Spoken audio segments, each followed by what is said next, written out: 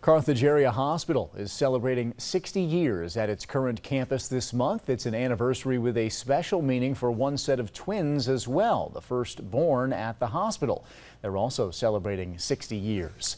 7 News reporter Chad Charette met them today as they returned to their place of birth.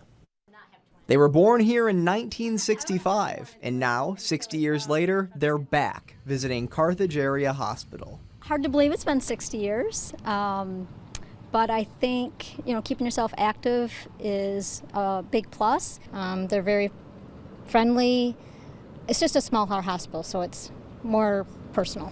If you couldn't already tell by looking at them, Lori Kelsey and Lisa Brennan are twins. Actually, the first twins to be born at this Carthage Area Hospital campus. They're not identical twins, but they're still dead ringers for one another.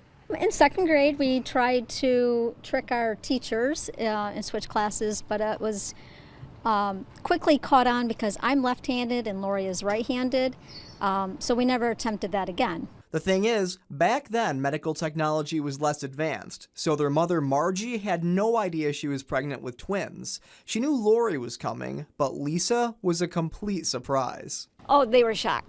Yes, they were shocked. The doctor yelled, "Go get another bassinet. We got a second one coming." I was shocked. Absolutely. Absolutely. This year also marks the current hospital campus's 60th birthday. And to celebrate, the twins and their family were taken on a tour of the labor and delivery unit, where they were delivered all those years ago. It's been exciting to welcome Lisa and Lori back and meet them both and hear a little bit about their story and what they've been up to for the past 60 years. These visits have become a tradition. The twins have stopped by the hospital for their first, 21st, and 40th birthdays. They say they're eager to celebrate the campus's 70th birthday in 2035. Chad Charette, 7 News.